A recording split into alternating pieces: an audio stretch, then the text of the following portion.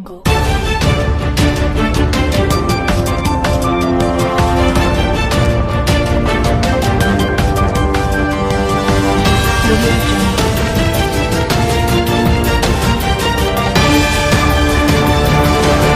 आज संदेश अभी तक की टीम पहुंची चौहान बांगर, जहां पर नाजिर अंसारी के लिए विधायक अजय महावर धोडा विधानसभा ने घर घर जाकर जनता से अपील की कि आने वाले 28 फरवरी को कमल के सामने वाला बटन दबाकर नासिर अंसारी को भारी बहुमत से जिताए। जम्मू कश्मीर से आए आजाद हुसैन ने भी नासिर अंसारी मुसलमान भाइयों से अपील की कि भारतीय जनता पार्टी ने एक मुसलमान को टिकट दिया है, भारतीय जनता पार्टी भी मुस्लिमों की पार्टी है, आप सभी लोग भाजपा को वोट दें, ऐसी अपील मैं करता हूं। बिलात जैदी ने भी चौहान बांगर में भाजपा के लिए वोट मांगे तथा शाहदरा जोन के चेयरमैन के अग्रवाल ने भी भाजपा को वोट देने के लिए अपील की। जिलाध्यक्ष मोहन गोयल ने भी भाजपा के प्रत्याशी को जिताने के लिए जनता से अपील की। प्रस्तुत है नेहा मिश्रा की एक रिपोर्ट। धार्मिक और सामाजिक समीकरण है तो इसमें 99% मुस्लिम वोट है, 1% यहाँ हिंदू वोट है। और समाजों में भी अंसारी बिरादरी, पठान बिरादरी, कुरैशी बिरादरी, ये सभी बिरादरियां इसमें हैं। इस बार चुनाव लड़ करके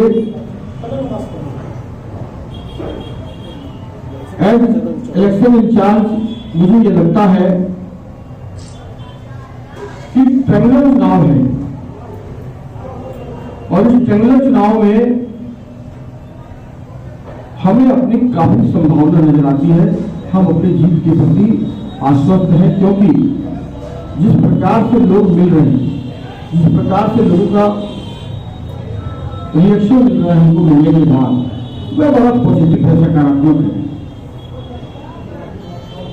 और हमारा जो थीम है चुनाव का लड़ने का, वह 2-3 बिंदुओं पर है। प्रधानमंत्री कहते हैं सबका साथ, सबका विकास और सबका विश्वास जोड़ा है उन्होंने इस बार। तो हम ये कह रहे हैं, हम विश्वास लेने भी आए हैं और हम विश्वास देने भी आए हैं। आप इस पर विश्वास तो करके देखिए, 70 साल तो आपने उनको आजमान ही लिया ना। कौन सा चौहान बांगर पेरिस बन गया, लंदन बन गया? चौहान बांगर को दिल्ली के सबसे पिछले वार्डों में से एक वार्ड। तो जिन लोगों ने 21 साल, 10 साल, 5 साल यहां हुकूमत की, वह लोग 1 इंच विकास नहीं कर पा रहे। मैं कहता हूं देश के साथ चलो, युवाओं के भविष्य के बारे में सोचो। मुख्य धारा में मुख्य पार्टी के साथ यदि चौहान बांगर चलेगा तो इसका सर्वांगीण विकास होगा। ये मेरा जाति तौर पर भी और पार्टी के तौर पर भी मानना है। मैं आपसे अपील करना चाहता हूं कि सभी हम मुस्लिम भाइयों को बहकाया जाता है कि भाजपा मुस्लिमों को टिकट नहीं देती। आज भाजपा ने मुसलमान को वार्ड से, आपके चौहान बांगर से टिकट देकर उतारा और ऐसे प्रत्याशी मोहम्मद नाजिर अंसारी अमरोही को कि जिसने अपने जवानी के 26 साल आपको दिए। 26 साल मैंने आपकी खिदमत की और मैंने आपकी वार्ड में जब पद यात्राएं की तो आप ही लोगों ने मुझसे कहा कि नाजिर भाई आपने ये हमारे काम किया। मैंने अल्लाह की रजा के लिए क्या करता रहूंगा, सवाब के लिए करता रहूंगा, आप लोगों को फायदे होते रहेंगे, आप मुझे दुआएं देते रहेंगे। मैंने कोई एहसान नहीं किया। मुझे उम्मीद है कि अब आप अपोजिट पार्टियों के बहकावे में नहीं आएंगे, जो नफरत की राजनीति कर रहे हैं, हिंदू मुस्लिमों की राजनीति कर रहे हैं। आज आपके सामने आपका भाई हाथ फैलाए खड़ा है, आपसे अपील कर रहा है कि जो मैं आपकी खिदमत करता हूँ भारतीय जनता पार्टी में रह करके, जो मैंने 26 साल आपकी खिदमत की, और मैं ये भी अपील करना चाहता हूँ कि अल्लाह के वास्ते, खुदा के वास्ते, आप कौम को आगे बढ़ाने के लिए, उनको मजबूत कराने के लिए आप मुझे जिताएं, जो मैं ईमानदारी से आपका काम करूं। मुझे उम्मीद है कि आप इंशाअल्लाह मेरे काम को देखते हुए, और मैं आपको एक बात और बताना चाहता हूं कि आप केंद्र सरकार से लेकर के एमसीडी के सारे काम, मैं आपका कोई काम नहीं रोकूंगा। सफाई से लेकर के, लाइटों से लेकर के, सड़कों से लेकर के सारे काम, पेंशन, जितने भी डॉक्यूमेंट्स आपके मैं सारे तैयार कराऊंगा। आपकी पेंशन कराऊंगा, हर तरह से आपको खुशहाल बनाऊंगा। मैं वायदे नहीं कर रहा, मेरा ऑफिस तैयार है, मैं काम करता हूँ, करता रहूंगा। जैसे आप जीता कर लाएंगे फौरन मैं आपका काम शुरू कर दूंगा। 10 महीनों में आपको मैं 10 साल का काम इंशाअल्लाह करके दिखाऊंगा।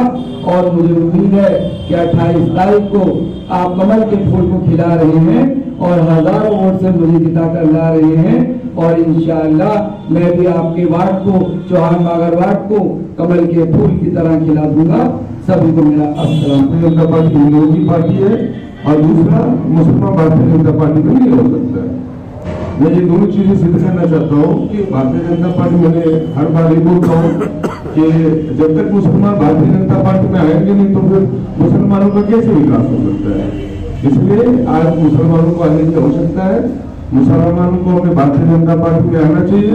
और भारतीय जनता पार्टी एक पॉलिटिकल प्लेटफॉर्म है, ये कोई रेलवे सेटअप नहीं है कि हम लोग कोई मजहबी स्थान में बैठे हैं। हम लोग विकास चाहते हैं, हम लोग डेवलपमेंट करना चाहते हैं और अमन के साथ आगे बढ़ना चाहते हैं।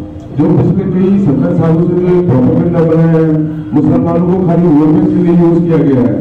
हमने देखा जहाँ मुसलमान जो बस्तियां हैं, जहाँ मेजोरिटी मुसलमानों की है, वहाँ कोई लॉ एंड ऑर्डर नहीं है, वहाँ कोई एम्प्लॉयमेंट नहीं है, वहाँ कोई सैनिटेशन नहीं है, वहाँ कोई फैसिलिटी नहीं है। इसलिए मैं अपने मुसलमान भाइयों को ये अनुरोध करने आया हूँ यहाँ पर कि आप भारतीय जनता पार्टी के जो कैंडिडेट हैं, जो हमारे अर्ज अजीज नजीर अंसारी साहब हैं, उनको जिता किए ताकि आने वाले समय में जब बात उठे कि मुसलमानों की और भारतीय जनता पार्टी में भागीदारी की, तो ऐसे लोग सामने आ जाए जो आने वाले टाइम में भविष्य में मुसलमानों के लिए काम करें। आप सबको पता होगा ऑनरेबल प्राइम मिनिस्टर कितना हमारे प्रति सोचते हैं, हर एक वर्ग के लिए सोचते हैं। बात रखी है कि सबका साथ, सबके विकास में हम काम कर रहे हैं। मैं शेयर के साथ इसको आगे बढ़ाता हूँ कि करीब आएंगे तो समझ लेंगे, फासले गलत फहमियाँ बढ़ाते हैं। माइनॉरिटी और मेजोरिटी के बीच में कहीं ना कहीं फासले खड़े हो जाते हैं, तो उन फासलों को बढ़ाने का भी काम करते हैं। मैं दिल्ली माइनॉरिटी मोर्चे के अध्यक्ष के नाते काम देख रहा हूँ। मुझे लगता है कि उन फासलों को कम करने का ये हमारी भी जिम्मेदारी है, माइनॉरिटी की और मेजोरिटी की, और उस पर हम सब काम कर रहे हैं। सरकार हमारी काम कर रही है। इंजीनियर साहब ने हमारे भी बताया कि विकास देश में किस तरह से हो रहा है।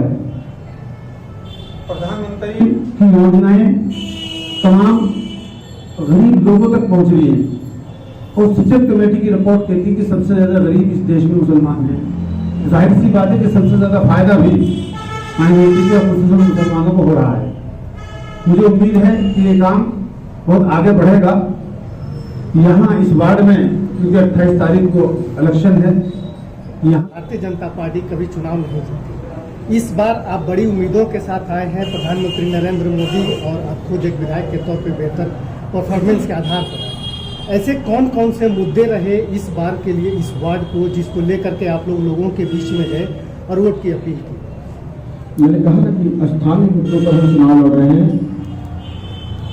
वकील साहब का लड़का चुनाव लड़ रहा है, जुबेर 21 साल यहाँ विधायक रहे हैं। रहमान साहब अभी विधायक हैं, 10 साल वो और उनकी पत्नी यहाँ पार्षद हैं। और हाजी शराफ खान जो 5 वर्ष यहाँ एमएलए रहे हैं। अब उनकी तो बात मत पूछिए, अगर वो कामयाब एमएलए थे तो केजरीवाल साहब ने उनकी टिकट क्यों काटी? उनकी नाकामी और नकारापन के कारण ही टिकट काटी थी। तो क्या जिसको आपने टिकट कर दिया उसको जबरदस्ती पास करना चाहते हो? क्या आपने देखा है कि कोई ग्रेजुएशन करने के बाद 10वीं पढ़ने आता हो? तो ये सवाल मेरे मन में है और ये सवाल लोगों के बीच में मैं लेकर गया हूं और लोगों ने माना है कि यह विकास नहीं हुआ। सिर्फ 70 साल भारतीय जनता पार्टी से डरा डरा कर वोट लिया है। और एक विज्ञापन मैंने टीवी में देखा था कि डर के आगे जीत है, और उस विज्ञापन की अपील में यहाँ की आम नागरिकों से की है वो मान है। विधायक जी, मुख्यमंत्री खुद चुनाव प्रचार के लिए उतर रहे हैं, एक वार्ड का चुनाव है, क्या लग रहा है आपको, कितना प्रभाव रहेगा? आप सोच सकते हैं कि उनके माथे पर पसीना क्यों आया है कि 5 उपचुनाव में भी उनको नीचे उतरना पड़ा। और सबसे बड़ी बात है कि 5 में से 4 सीट उन्हीं के पास थी, हमारे पास तो सिर्फ 1 सीट थी। तो इसका मतलब उनके माथे में पसीना छलक आया है। लेकिन मैं दावे से कहता हूं, कल चौहान बांगड़ में जो मैंने उनकी यात्रा देखी है, आम नागरिकों का बिल्कुल समर्थन नहीं था। बमुश्किल 500-700 लोग थे, जिसमें से 90% बाहर के लोग थे। 10 बसें बाहर फुसते पर खड़ी हुई थी, जो लोगों को लेकर आई थी, उसके नंबर भी उन्होंने नोट कर रखे हैं। आप समझ सकते हैं, स्थानीय लोगों ने उनको नकार दिया है और वो यहाँ बुरी तरह से चुनाव हार रहे हैं। आम आदमी पार्टी की यहाँ जमानत जब्त होने वाली है, ये मैं आपको विश्वास से कह रहा हूँ। अजय जी, अगर बात करें एमसीडी को लेकर, 15 सालों से भाजपा सत्ता में है, कहीं ना कहीं विरोध दिख रहा है एमसीडी के प्रति लोगों में, तो कैसे आप जनता के बीच जा पा रहे हैं? देखिए, एक बात मैं कहूंगा, विपक्ष का विधायक होने के बाद भी मैं ये कहना चाहता हूं कि शीला जी जब मुख्यमंत्री थी, कांग्रेस ने जब सरकार बनाई थी, तब उन्होंने डिस्क्रिमिनेशन ऑफ पॉलिटिक्स नहीं की थी। उन्होंने सौतेला व्यवहार नहीं किया था निगमों के साथ। और हमारी 1000 लड़ाइयां होती होंगी, पर फंड से पैसा रोकना, आप बताइए ना आजाद साहब, कोरोना वॉरियर्स कौन थे? ये निगम के सफाई कर्मचारी। कोरोना वॉरियर्स कौन थे? जो निगम के स्कूलों में राशन बंट रहा था, दिल्ली सरकार का राशन बंट रहा था, उनके डॉक्टर्स, उनके शिक्षक, तो वो सब उनका फंड रोकना।